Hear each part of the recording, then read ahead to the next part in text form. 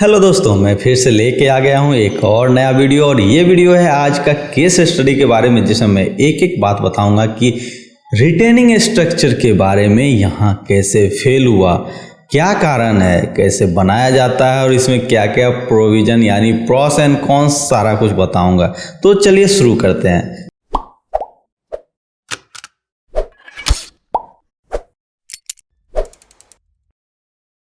इच्छाएं होती है कि सर बनाने के लिए बेसमेंट यानी ग्राउंड फ्लोर के नीचे का फ्लोर बना दे, बेसमेंट बना दे तो अच्छा लगेगा देखने में और मुझे सामान रखने की भी ज़्यादा ज़रूरत पड़ेगी। हाँ, बात तो अच्छी है। बेसमेंट बनाने में आप कह सकते हैं स्टोरेज का भी काम करता है, पार्किंग का भी काम करता है, तो ये सब बात उसमें बिल्कुल फिट होती है। लेकिन इसे बनाते कैसे हैं और इसमें फेल कैसे होता है, ये इंजीनियर लोग भी देखिए इस वीडियो को कि आखिर फेल कैसे होता है।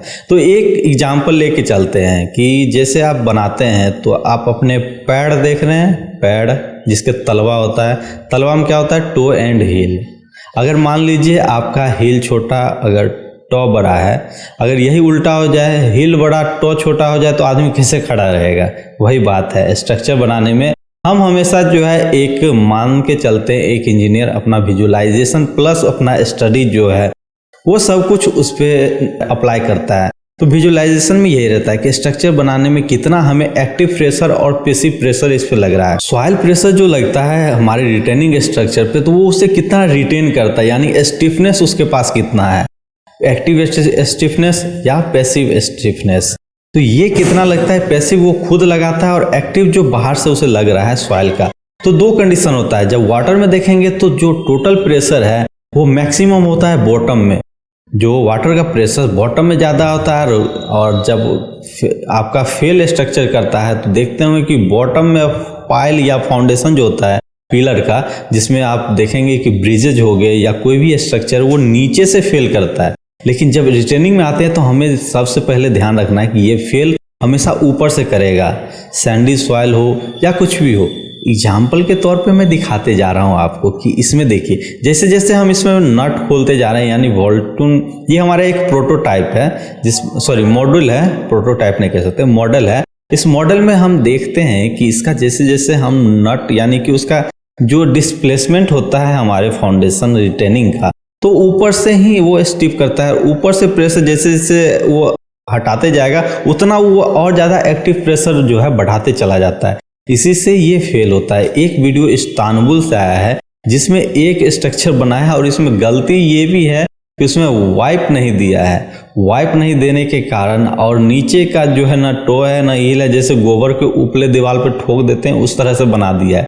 भैया जितना बड़ा स्ट्रक्चर आप गड्ढा खोदोगे उसे पांव जमाने के लिए उतने बड़े स्ट्रक्चर आपको रिटेन करने पड़ेंगे। अगर ऐसा होता तो डैम वाला भी जैसे आपने डिजाइन किया है, जो वाटर का जो आप थर्मल पावर यानी कह सकते हैं हाइड्रो इलेक्ट्रिक पावर प्लांट जो बनता है, उसमें भी देखते हैं कितना मोटा स्ट्रक्चर डिजाइन किया जाता है। आखिर क्यों किया जाता है भैया? जितना बड़ा शरीर होगा, जितना उसे खाने की क्षमता होगी, उतना भोजन उसे देना ही पड़ेगा। नहीं दोगे तो वो घर लेके ही डूबेगा इसी तरह।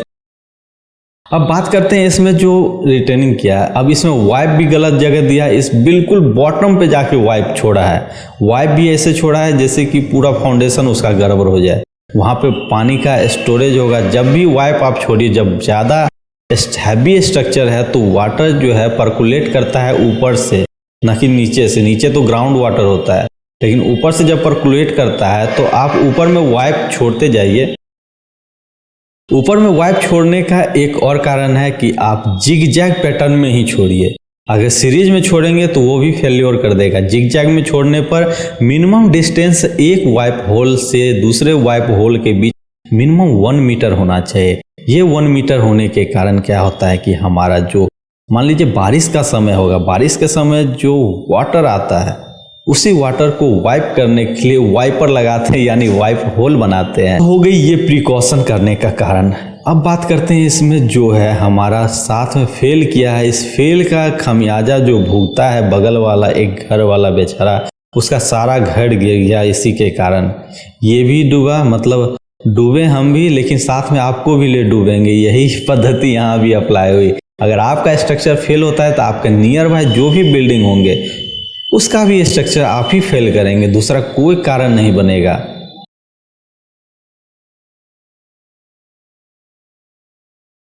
बिल्डिंग के काउज तो बता दिए कैसे फेल होता है, कैसे किया जाता है। अब इसके बताएंगे कि इसका डिजाइन पैटर्न कैसे होता है। तो इसमें देखिए क्या क्या किया जाता है हमारे पास। सबसे पहली बात है, इसमें हमारे पास होता है एक टॉ हिल फाउंडेशन। उसके साथ हमारे पास जब स्टील प्रोवाइड करते हैं वॉल, जब वॉल रेनफोर्समेंट चलता है तो उसमें temperature shrinkage reinforcement, main wall, dial foundation, ये सारी कुछ हम जो है, उसके बाद बॉटम स्लैब, उसके बाद हमारा जो है टॉप स्लैब, इतना चीज़ हम लेके चलते हैं। अगर ये नहीं देंगे तो वो चीज़ रेस्ट किस पे करेगा।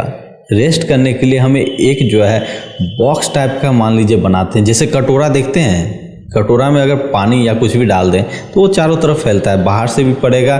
तो उसमें प्रेशर हमें जो है इक्वल डिस्ट्रीब्यूट करने के लिए क्या होता है, स्लैब के साथ फाउंडेशन से ऊपर जो है स्लैब डालते हैं, जिसे हम कहते हैं फ्लोर स्लैब। और टॉप स्लैब हमें जो है उसे कवर करता है, ऊपर के फ्लोर को हमें जो है रेस्ट देने के लिए, जैसे छत डालते हैं उसी हिसाब से। तो इसमें बनाते हैं हम एक पैटर्न पे। जब भी टॉप से हम छत से स्लैब लेते हैं तो उसमें एक प्रोवाइड करते हैं कि निगेटिव रेनफोर्समेंट हमें लेना ही पड़ता है। निगेटिव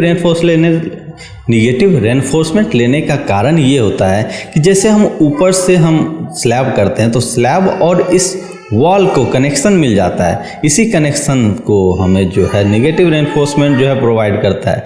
इसके साथ आता है हमारे पास टेम्परेचर श्रिंकेज रेनफोर्समेंट। श्रिंकेज जो टेम्परेचर जो हमारा, जैसे मान लीजिए कि कभी भी नीचे का जो सॉइल होता है तो वो आपको जो है टेम्परेचर मेंटेन करता है, लेकिन अंदर का जो आपका बनेगा, जो ओवन की तरह वर्क करेगा, अंदर का जो आपने डिजाइन किया है, आपने जो बनाया है स्ट्रक्चर, वो एक ओवन की तरह काम करेगा। उसी ओवन को बचाने के लिए एक हमें श्रिंकेज जो है टेम्परेचर श्रिंकेज रेनफोर्समेंट चलाना पड़ता है कि वो श्रिंक ना कर जाए, यानी कि सुकर ना जाए या फिर एक्सपेंड ना करे।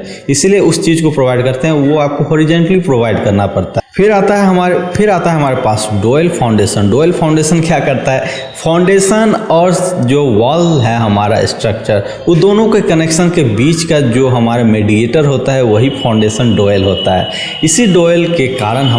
इसी फाउंडेशन डोयल के कारण हमारा स्ट्रक्चर जो है स्टेबल रहता है। तो ये सब कारण थे आपको बनाने के लिए घर में हर एक चीज़ को बारीकी से ध्यान रखना पड़ेगा। अगर आप कमर्शियल बिल्डिंग बनाते हैं तो आपको प्रॉपरली जो है हर एक चीज़ को आपको ध्यान रखना पड़ेगा। अगर नहीं रखते हैं तो आपकी मर्जी है, मेरा क्या जाता है। तो चलिए, आज का केस स्टडी इसी पे था। अगर ये वीडियो अच्छी लगी हो तो लाइक कीजिए, शेयर कीजिए, क्वेरी हो तो कमेंट कीजिए, बताइए आपको क्या क्या दिक्कतें आई है, कैसे आपको फाउंडेशन में दिक्कत आई है, वो सब कुछ मैं बताऊंगा इसी चैनल पे इसी समय। जय श्री राम, मिलेंगे अगली बार।